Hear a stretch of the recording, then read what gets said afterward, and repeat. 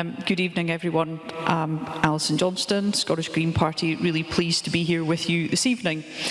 I think it's fair to say that this is an issue, by and large, in which I find the public are well ahead of political opinion, and I think it's also true to say that spokes have been even further ahead in that regard. And I think, you know, it's to your credit that Edinburgh is leading the way when it comes to cycling investment. That's not an accident. That is because you have campaigned long and hard. You don't go away. You bombard us with information and facts that really do make a difference. Now, probably most of us in this room understand why this is such an important agenda. And I just wonder if it's because it seems so simple, the solutions that cycling gives to our woeful national health record, the fact that 65% of people in this country are overweight. Is it because cycling could let us cut the dreadful air pollution that is killing over 2,000 Scots a year? Is it because cycling would enable us to cut congestion that is costing businesses in this country billions? You know, what is it? What is it that people don't understand? Because I really do think it is the case that the government don't yet get it. I think some of them think it's a nice way to get around and it's something quite jolly to do when you're on holiday. That said, if they got that, we wouldn't be looking at a situation where it's even more difficult to get your bike on a train. Now, we've got Abellio running our national service, and there's a whole other debate, but they are being hamstrung by Transport Scotland policy. You know, you'll know if you've ever cycled abroad that there is no issue. In some countries, there are carriages for nothing but nothing but bikes, and we need to reach that stage. The Scottish Government has a policy, 10% of all journeys by bike by 2020. What are they doing to back that up? Well, they are giving us at the moment 1.9% of a massive transport budget.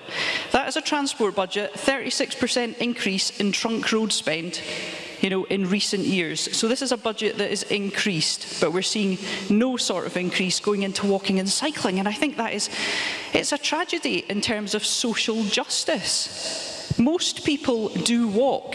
You know, we all walk every day.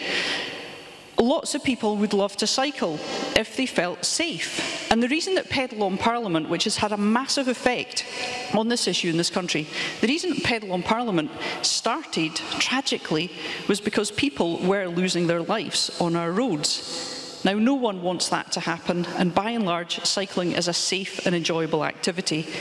But I think until we all feel that it's safe for all our children, regardless of their age, or our elderly parents, to get on their bikes and cycle from A to B, we won't have succeeded. So many other benefits too. There's a little town that I visited in, I don't do a lot of this, but I was in Florida. This was in the 90s. And it sticks in my mind because this wee town was called Dunedin, so there's that Edinburgh connection. And they had a 30% shop. Only 30% of the shops were occupied. They were really struggling. It was like a wee deadbeat town, and it could have been so nice. And then they thought, well, what are we going to do about this? So they introduced a tourist tax. You know, I think it was, you know, $1 a night. They put all that cash into a paths network. And do you know what happened? 95% of those shops are now occupied. That area has been transformed. Businesses are booming. And that's had an impact on what lots of other towns are doing nearby as well. Because they know that, okay, you may buy more if you go to the supermarket in your car, but by and large, a cyclist will return and they'll sort of transform the neighbourhood because they'll stop, they'll chat, they'll get to know the local shopkeepers. So there's just real sense of sort of bonding and community that you get if you're travelling on foot or by bike. And I think that's something that we need to emphasise. 1 minute, thank you very much. Autonomy and leadership. I think the government will say on this issue, well, you know, this isn't all down to us, this is up to local authorities, let them show what they can do. Well, as I've said, Edinburgh are doing a pretty good job.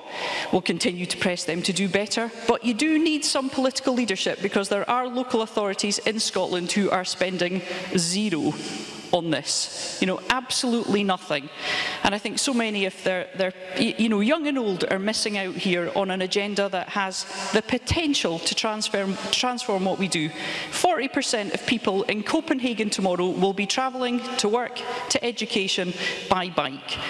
Now, there are other more hilly alternatives who are doing a lot better than we are. In the 50s, Britain had a higher cycling rate than they do in Germany nowadays. So it's not all about gradients. I think a lot to do is about how congested and polluted our roads are. So we need to be determined about this. We need to invest. But I think if we continue working together, we can deliver the transformational change that this country needs and match our climate change targets too. Thank you very much.